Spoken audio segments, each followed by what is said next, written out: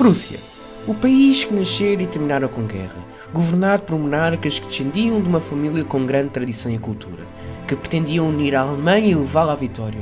Porém, todos estes desejos levaram-no a um, mas sim a dois dos maiores conflitos do século XX. Não estou a falar mais nada do que a família Hohenzollern.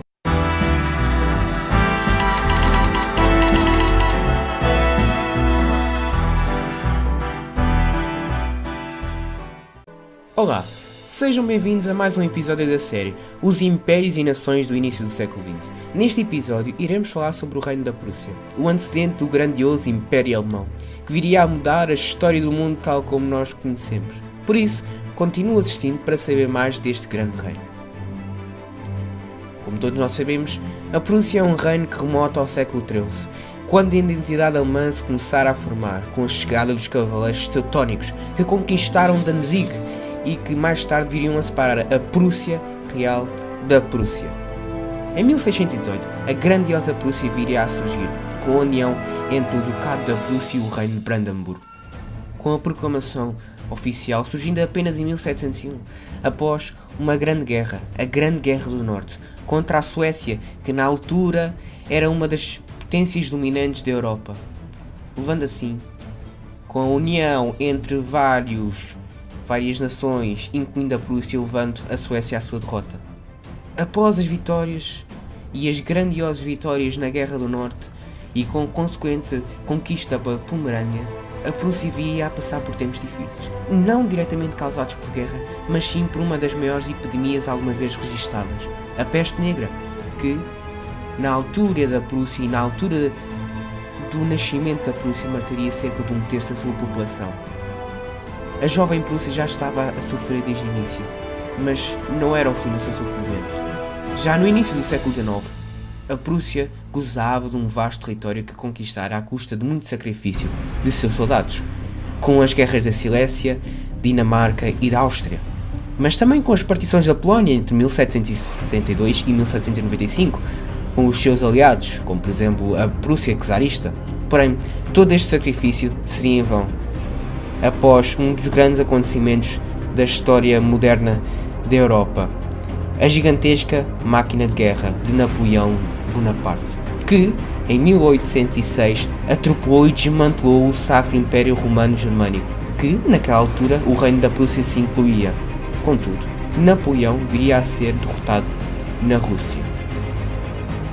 Seguindo a sua derrota na Prússia em 1812, a tão desejada derrota francesa viria, e a Prússia via nisto como uma oportunidade de se expandir juntamente com os seus aliados da Sexta Coalizão, ou Exército de Libertação.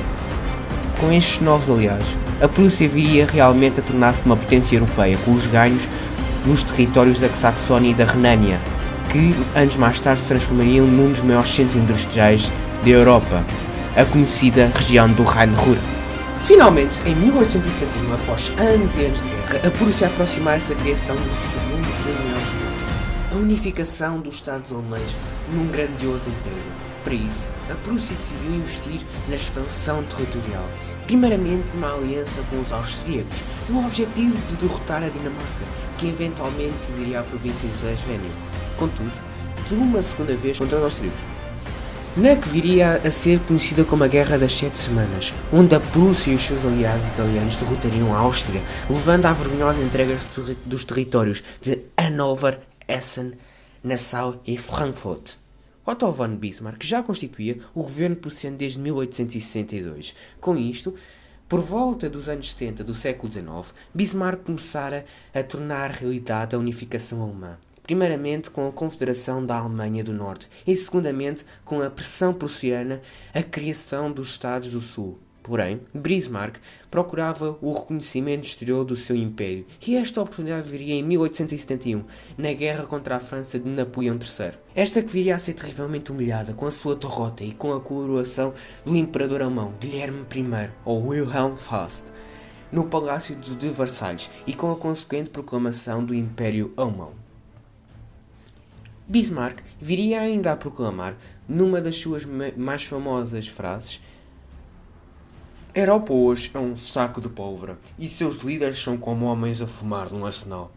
Uma faísca iria provocar uma explosão que iria consumir todos nós.